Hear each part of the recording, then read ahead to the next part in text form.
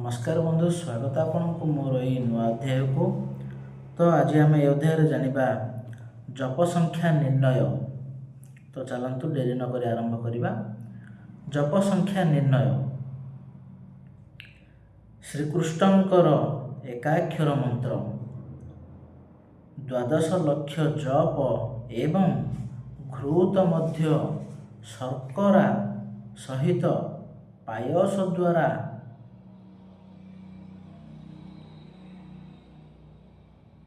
12,000 home विधि। श्रीकृष्ण अष्टाक्षर मंत्र 4 लक्ष जप एवं ब्रह्मवृक्षर पृष्ठरे होम विधि। श्रीकृष्ण दशाक्षर मंत्र 10 लक्ष जप एवं घृत मधु शर्करा ओ रक्तपद्म द्वारा 10,000 1 लक्ष होम विधि। श्रीकृष्ण द्वादशाक्षर मंत्र 4 लक्ष जप 40,000 होम विधि। श्रीकृष्ण त्रयोदशाक्षर मंत्र 5 लक्ष जप एवं पायस द्वारा 50,000 होम विधि।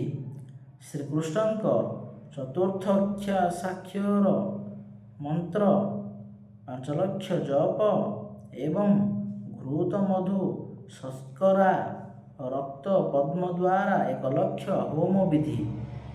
श्रीकृष्ण चतुर्थ साक्षर मंत्र 5 लक्ष जप एवं पायस द्वारा 50,000 होम विधि।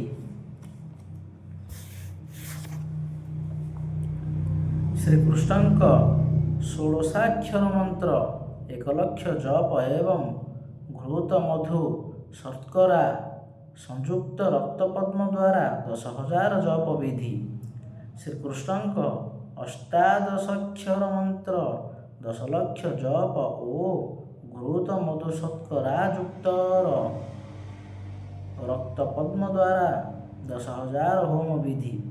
श्रीकृष्ण विशाक्षर मंत्र 4 लक्ष जप एवं 40,000 होम विधि। श्रीकृष्ण द्वाविंशत्यक्षर मंत्र 4 लक्ष मंत्र ओ घृत मधु शर्करा युक्त प्रलास पत्र द्वारा 40,000 होम विधि। वासुदेव 1 लक्ष जप ओ तिल मिश्रित घृत द्वारा 12,000 होम विधि। गोपाल मंत्र 1 लक्ष जप ओ घृत मधु शर्करा युक्त पायस द्वारा 10,000 होम विधि। बाल गोपाल मंत्र 40 लक्ष जप ओ मधु शर्करा युक्त विश्व फल अथवा रक्त पद्म द्वारा 40,000 होम विधि। दधिवामन मंत्र 3 लक्ष जप ओ घृतसंयुक्त पायस्तान्न द्वारा अथवा दधि अन्न द्वारा 30,000 होम विधि। लक्ष्मी नारायण मंत्र 4 लक्ष जप ओ घृत मधु शर्करा युक्त पद्म पुष्प द्वारा 40,000 होम विधि। हरिहर मंत्र 1 लक्ष जप ओ घृत संयुक्त पायस द्वारा 10,000 होम विधि। शिव एकाक्षर मंत्र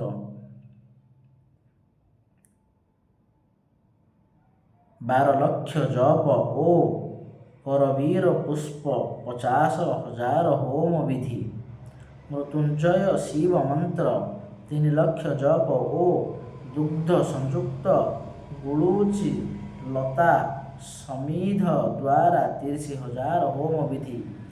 दुर्गा अष्टाक्षर मंत्र 8 लक्ष ओ मधु मिश्रित तिल अथवा दुग्ध द्वारा 8,000 द्वारा होम विधि।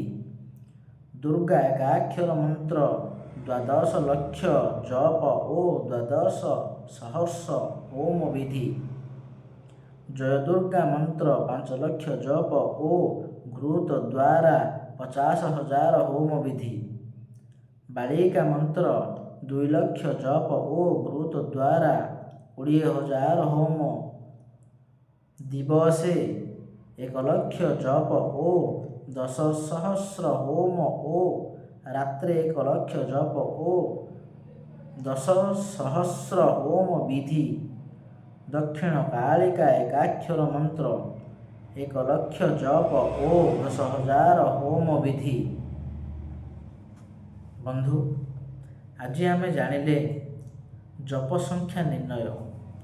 ମୁଁ ମନ୍ତ୍ର ଉଚ୍ଚାରଣ ବେଳେ ଯେକୌଣସି ଜାଗାରେ ତ୍ରୁଟି ରହିଥିଲେ ତ ଆପଣଙ୍କୁ ସଂଶୋଧନ କରିବେ। ତ ଆଜି ପାଇଁ ଏତିକି। ଆଗାମୀ ଅଧ୍ୟାୟରେ ଆମେ କିଛି ନୂଆ ମନ୍ତ୍ର ନେଇକି ଆସିବା। ତ ସେହି ପର୍ଯ୍ୟନ୍ତ ଆପଣ ସମସ୍ତଙ୍କୁ ନମସ୍କାର।